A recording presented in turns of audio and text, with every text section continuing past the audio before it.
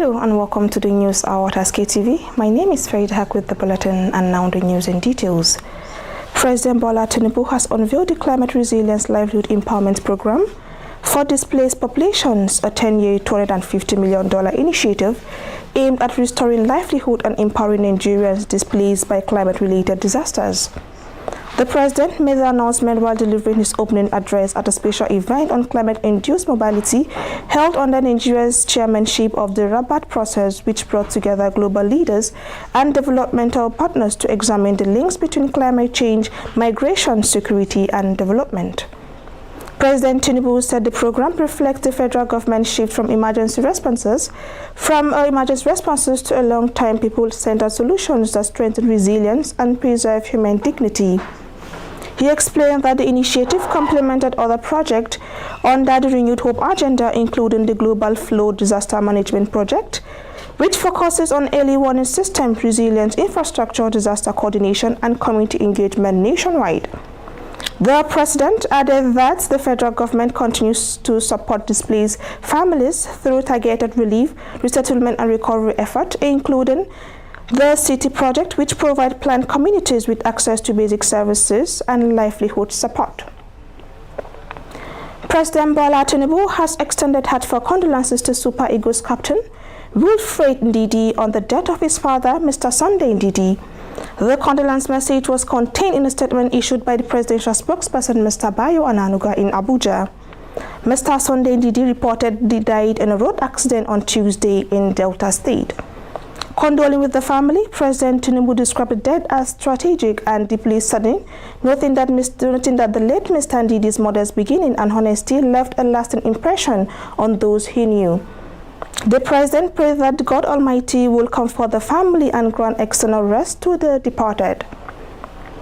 The federal government has unveiled plans to deploy military retirees to help secure Nigeria's ungoverned spaces as part of effort to strengthen national security and boost economic activities in conflict-affected areas.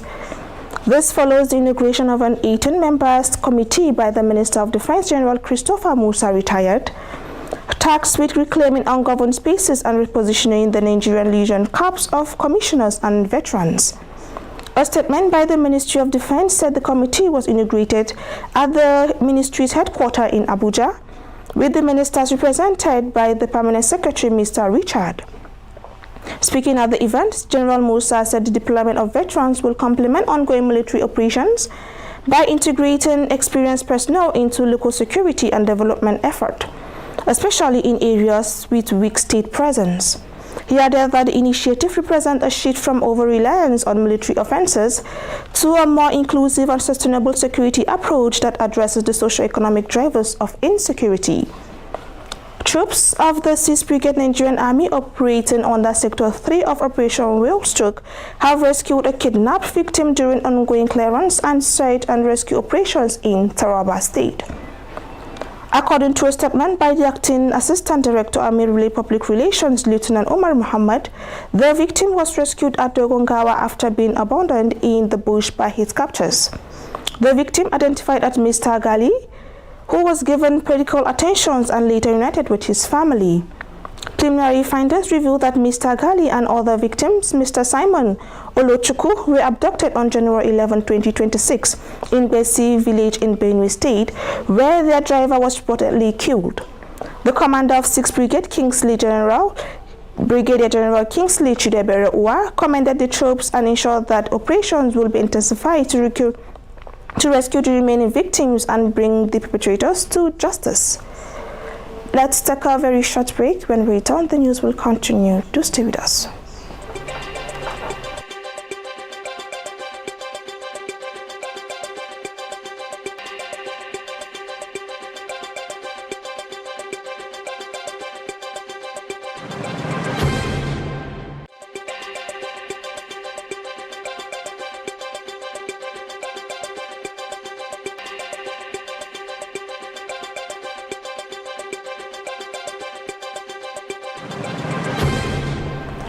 Welcome back. If you are just joining us, this is Haske-Tv News with me, Haske, and now the news continue.